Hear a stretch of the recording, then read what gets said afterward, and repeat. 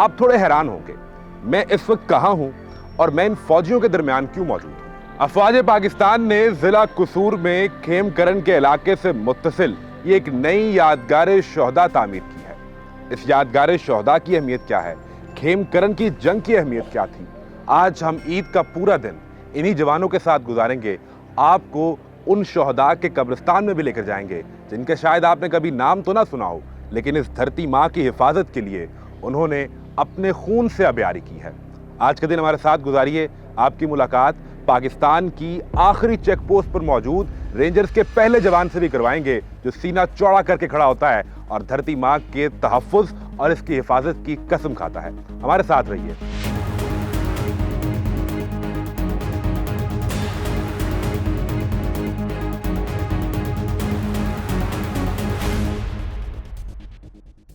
पीछे इस वक्त ये जो ब्रिज है इसे ब्रिज ऑफ खेमकरन कहा जाता है। ये बड़ा इंपॉर्टेंट ब्रिज है। यहाँ मेजर दोस्त मोहम्मद उत्तरा 1965 की जंग में अपने क्रू के साथ, अपने जवानों के साथ मौजूद थे और इस धरती माँ की हिफाजत के लिए आगे बढ़ रहे थे। इससे अगर मेरा कैमरामैन आपको पीछे दिखा सके, ये जिस तरह से ट्रैफिक आ रही है तकरीबन 4-4.5 किलोमीटर अगर आप यहाँ से सीधा जाएँ तो वो इंडिया और पाकिस्तान का बॉर्डर है जिससे आगे खेमकरन का इलाका है। इससे मुत्तसिल यहाँ से पाकिस्तान की फोर्सेज ने जाकर खेमकरन पर कब्जा किया। बाद में इस इलाके को छोड़ दिया गया और 1965 की जंग के बाद जब इलाके वापस मिले, पाकिस्तान के इलाके भी पाकिस्तान को वापस मिले और इंडिया के भी वापस कर दिए गए। अब इसकी याद में ये खुसूसी यादगार तामीर की गई है जिसका इफ्तिताह आज ईद के दिन किया गया है। हर खास व आम के लिए लोग यहाँ पर आ रहे हैं, शहरियों की तादाद भी मौजूद है। और यहाँ सामने जो यादगार है इसमें 257 शोहदा जिन्होंने इस महाज के ऊपर इस धरती माँ के लिए अपने खून से आबियारी की थी, उन सब के नाम यहाँ पर मौजूद हैं। अगर मेरा कैमरा आपको दिखा सके, इस महाज पर जिन 257 जवानों ने अपनी शहादत के नजराने पेश किए उनके नाम मौजूद हैं और ये तमाम नाम यहाँ कुंदा है। एक बड़ी ख़ास बात है जो हमें यहाँ ब्रीफिंग के दौरान बताया गया है, ये जो आप गोल्डन नाम देख रहे हैं ये हमारे वो शोहदा हैं जिन्होंने महाज के अंदर लड़ते हुए अपनी जानों के नजराने पेश किए, और जो सिल्वर हैं ये हमारे गाजी हैं, लेकिन बाद में जब ज़ख्मों की ताब न लाते हुए वो इस दारफ़ानी से कूच कर गए, हमारे शहीद हैं। और यहाँ पर खेमकरन की ये तमाम हिस्ट्री यहाँ मौजूद है जो लोग आ रहे हैं, पढ़ रहे हैं। और मेरे साथ यहाँ मेजर फ़ाद मौजूद हैं। मेजर साहब, ईद मुबारक। ईद मुबारक, आपको भी ईद मुबारक। Thank you very much. Eid के रोज़ आपने यहाँ महफिल सजा ली है और इस नई यादगार का आपने आज इफ्तिताह किया है। थोड़ा सा अगर हमारी ऑडियंस को बताएं कि खेमकरन का जो महाज है, why it was so important. Khemkaran हमारे लिए जो है एक बहुत इम्पॉर्टेंट प्लेस थी जिसको पकड़ने के बाद ही हमने उनके जितने भी अटैक्स थे उन सब को हमने रिपल्स किया। खेमकरन उन लोगों के लिए एक बहुत विंटेज पॉइंट था और ये उन लोगों का एक बहुत मेन सिटी था जिसको हमने जब कब्ज़ा किया तो उसके बाद उन लोगों ने दूसरा अटैक नहीं किया। एक चीज़ ये बताएं कि यहाँ पर जो अस्करी अवार्ड्स हैं वो कौन कौन से मिले? एक हिलाल जुर्रत है, 6 सितारे जुर्रत हैं, 5 तमग़े जुर्रत हैं और 5 इम्तियाज़ी सनदें मिली हैं। चलें मेजर साहब, आपके साथ हमारा आज पूरा दिन गुजर रहा है आपके जवानों के साथ, और हम दिखा रहे हैं अपनी ऑडियंस को कि ईद कैसे यहाँ गुजरती है। सो दिस इज़ खेमकरन की बैटल की यादगार। अब आपको लेकर चलते हैं उस कब्रिस्तान में जहाँ ऐसे शोहदा की कब्रें मौजूद हैं जो बेनाम हैं, लेकिन वहाँ एक ऐसे शख्स से आपकी मुलाकात करवाएंगे जो अपनी ज़बान से वो कहानी सुनाएंगे जिन्होंने खुद शोहदा के जिस्मों को ज़मीन के अंदर मट्टी में दफन किया। इस कब्रिस्तान के अंदर वो बुज़ुर्ग जिन्होंने 1965 की जंग अपनी आंखों से देखी, उनके वालिद भी फ़ौज में रहे, वो ख़ुद भी फ़ौज में रहे, और फिर इन शोहदा की जब यहाँ तदफीन होती रही उस अमल का हिस्सा भी रहे।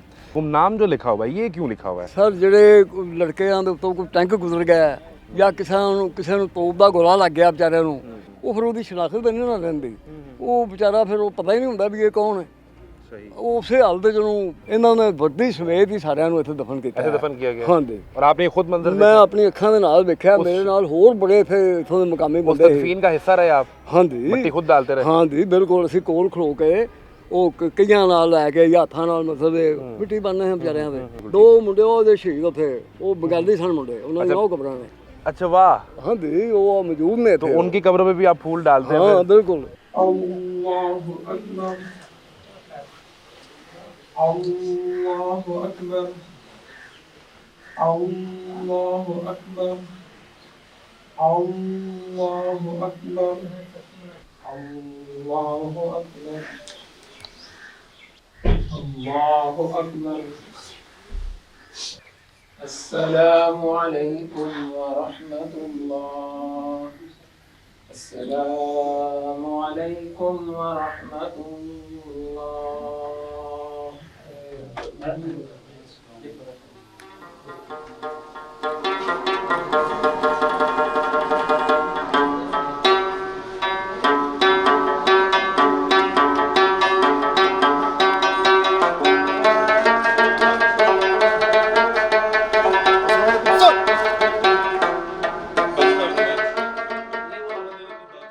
इस वक्त हम लोग मौजूद हैं ठट्ठी बख्शी पोस्ट। इसे सेकंड लाइन ऑफ डिफेंस कहा जाता है। मेरा कैमरा अगर आपको दिखा सके, ये सामने जो आपको पोस्ट नज़र आ रही है, मिट्टी का पहाड़ नज़र आ रहा है, ये इलाका है जिसकी परली जानिब दरियाए सतलुज है और फिर इससे आगे इंडिया का बॉर्डर है। इस वक्त ठट्ठी बख्शी में ये सेकंड लाइन ऑफ डिफेंस है, जहाँ पर पाक आर्मी की एक प्लटून मौजूद है जो यहाँ की सिक्योरिटी की जिम्मेदार है। ज़रा यहाँ देखते हैं कि ईद का दिन कैसा गुजरता है। अस्सलाम वालेकुम, ईद मुबारक।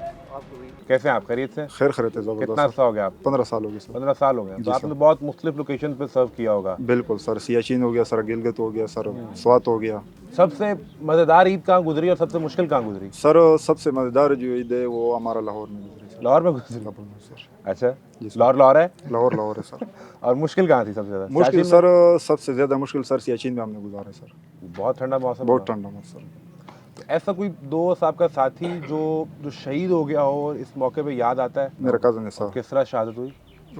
सर वो भी मेरे साथ था सर, यूनिट पे सर। सियाचिन में? सियाचिन में सर, वो शहीद हुआ था सर। तो जिससे मिला या नहीं मिली बॉडी? नहीं सर, बॉडी नहीं मिली उसकी। नहीं मिली? नहीं सर। तो इस मौके पर नहीं याद करते हैं? याद सर आती। अल्लाह ताला उनके दर्जात बुलंद करे।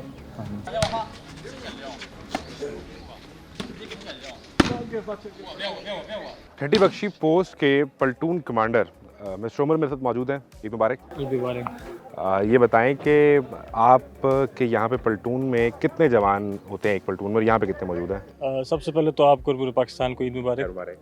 देखिए, इधर एक पूरी प्लटून होती है 35 बंदों की, जो कि मेरे अंडर कमांड है, और हमारा काम यही है कि इधर लोगों के साथ मतलब उनको एहसास दिलाना कि हम इधर मौजूद हैं उनके लिए। और ये सेकंड लाइन ऑफ डिफेंस है जिसकी हम लोग यहाँ पे हिफाजत के लिए। तो इन्होंने जब छुट्टी पे घर जाना हो या ईद के मौके पे ख़ास तौर पे, तो अपने प्लटून कमांडर से छुट्टी मांगते हैं या यूनिट से मांगते हैं? देखिए, वो तो अभी इसी तरह होता है कि जिस तरह से जिसका नंबर होता है वो इसी छुट्टी पे जाता है।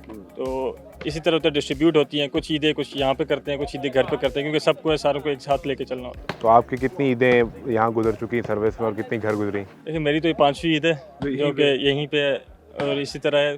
तो घर कोई मसला नहीं है, घर पे ये ड्यूटी सबसे पहले आती है। आप पाकिस्तान के लिए कर रहे हैं, आप पाकिस्तान का झंडा पहनते हैं, तो इसके लिए सबसे पहले हम इस वक्त एक मोर्चे के ऊपर खड़े हैं और ये ठट्ठी बख्शी चेक पोस्ट के करीब मोर्चा है। इसके पीछे ये ख़ुद एक खंदक खोदी है पाक फ़ौज ने दुश्मन को रोकने के लिए, और इससे पीछे फिर तकरीबन 3-4 किलोमीटर दूर इंडिया का इंटरनेशनल बॉर्डर है। मेरे साथ मेजर फ़ाहद मौजूद हैं।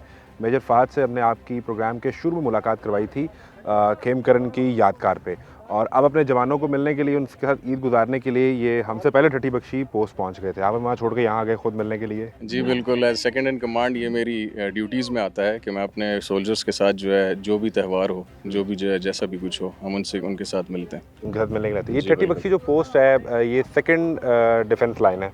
जी बिल्कुल, ये यहाँ पे 2 एक भाई थे बख्शी बरादरान, उनके नाम पे, उनके एक भाई के नाम पे ये जगह है और इलाका है, और उसके ऊपर फिर यही पोस्ट का नाम भी ठट्ठी उसी के ऊपर ही है। बाकी इसका जो सेकंड लाइन डिफेंस है वो इस पोस्ट के बिल्कुल आगे है, जिसके ऊपर हम होते हैं। इसके आगे फिर दरियाए सतलुज बहता है, और उसके बाद फिर फर्स्ट लाइन डिफेंस। अच्छा, हम इस वक्त ये एक मोर्चे के ऊपर खड़े हैं। इसके अंदर नीचे जो आपके फ़ौजी जवान हैं वो अंदर मौजूद हैं, और इसके बिल्कुल आगे एक खंदक है। तो इस मोर्चे की भी ज़रा अहमियत बताएं और इस खंदक की भी अहमियत बताएं। देखें, चूँकि ये इलाका जो है वो बिल्कुल प्लेन्स हैं, तो इसके ऊपर जो है आर्मर फॉर्मेशंस जो हैं वो मूव कर सकती हैं। तो उनको जो सबसे पहले, जी बिल्कुल, तो उनको जो है अगर तो हमने किसी चीज़ से रोकना है, कोई रेजिस्टेंस देनी है, तो उसके लिए हम जो है एक DCB का कॉन्सेप्ट है, डिच कम बंद का, वो हम यहाँ पे बनाते हैं।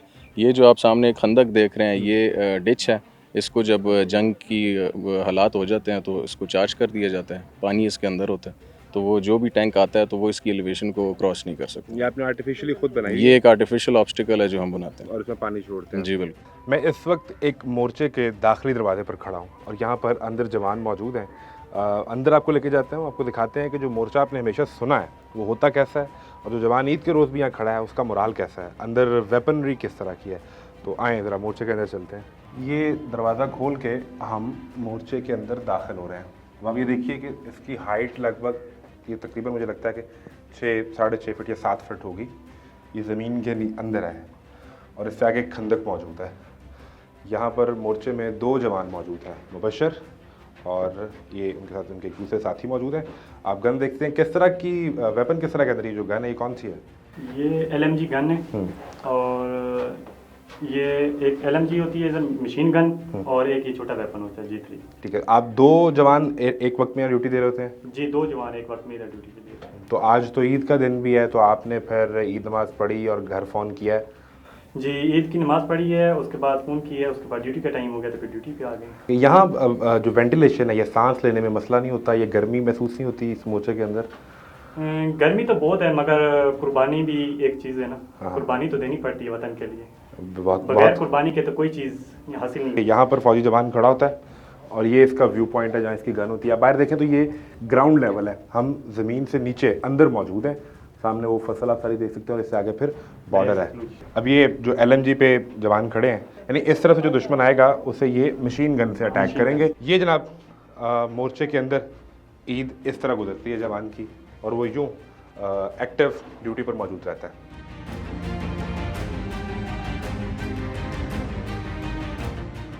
ईद का दिन जारी है और हमारा आज का ईद का पूरा दिन जो है वो फौजी जवानों के साथ गुजर रहा है। हम सेकंड डिफेंस ऑफ लाइन पे थे, अब हम जा रहे हैं फर्स्ट डिफेंस ऑफ लाइन पे। मैं इस वक्त दरियाए सतलुज के ऊपर एक बेड़े पर मौजूद हूँ। इससे आगे जो कंट्रोल है वो रेंजर्स के पास है। रेंजर्स का ईद का दिन कैसा गुजरता है, अब हम ईद का बाकी जो हिस्सा है दिन का वो रेंजर्स के साथ गुजारेंगे। इस बेड़े से हम परली तरफ जाएंगे और यहाँ मोड ऑफ कम्युनिकेशन ये बेड़ा ही है, यहाँ कोई ब्रिज मौजूद नहीं है और ये डिफेंस स्ट्रेटजी है। तो आइए चलते हैं, आपको दिखाते हैं रेंजर्स की ईद कैसे गुजरती है। हमारे साथ रहिए।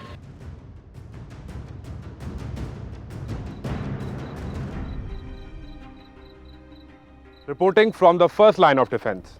ये वो मुकाम है जिसके पीछे वो जो लाइट्स आपको नज़र आ रही हैं, ये इंडिया है और मेरे हाथ में ये एक दूरबीन है जो इंडिया के अंदर होने वाली किसी भी नकलो हरकत को दिखा सकती है।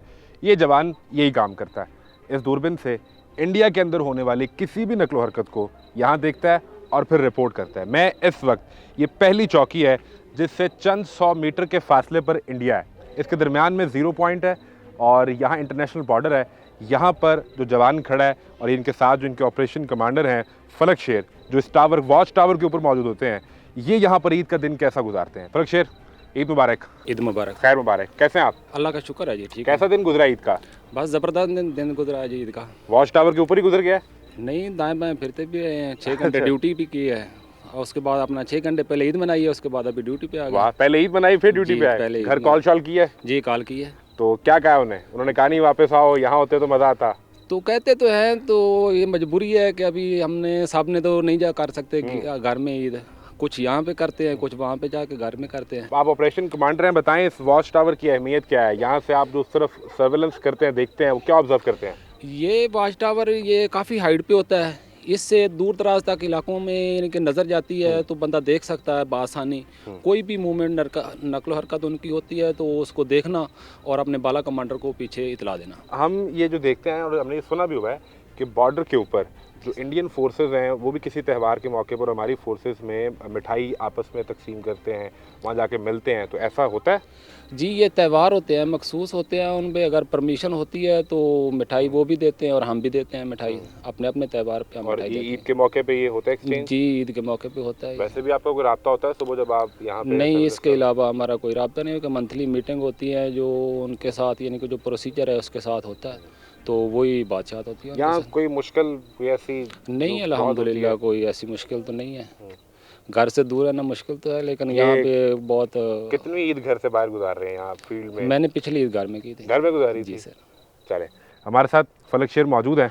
ये जवान यहाँ पे खड़ा हुआ है और यही वजह है कि आप और मैं अपने घर पे एक पुरसुकून ईद गुजारते हैं। उसकी वजह ये है कि ये 6 घंटे इस दूरबीन में ये देखता है कि अगर दुश्मन नापाक अज़ाइम से आंख उठाकर भी इस धरती माँ की तरफ देखेगा तो इसकी ये गन भी एक्शन करने के लिए तैयार है और ये अपने सीने पर यहाँ गोली खाने के लिए भी तैयार है। लेकिन इसकी फिर एक डिमांड है कि इसके पास ये हथियार है, मेरे पास ये माइक हथियार है, आपके पास आपका कलम हथियार हो सकता है। आप जिस फील्ड में जो भी काम करते हैं इस मुल्क के लिए काम कीजिए। हम सब आपस में यूँ हाथों में हाथ डालकर आगे बढ़ेंगे तभी ये मुल्क दुनिया का नंबर 1 मुल्क होगा, जैसे ये मेरी नंबर 1 फोर्स है। ईद के दिन ऑपरेशन कमांडर फलकशेर को भी याद रखिएगा, उन शहदा को भी याद रखिएगा जिन गुमनाम शहदा की कब्रें मैंने आपको आज सुबह दिखाई हैं। जब अपने अजीज़ व क़ारिब के लिए दुआ मांगें तो उनके लिए भी दुआ मांगिएगा। ईद खुशी बांटने का नाम है। खुशी अपने घर में भी बांटिए और ये मेरे घर का मुहाफ़िज़ है, इससे भी बांटिए। इजाज़त दीजिए, अल्लाह हाफ़िज़, ईद मुबारक। पाकिस्तान जिंदाबाद।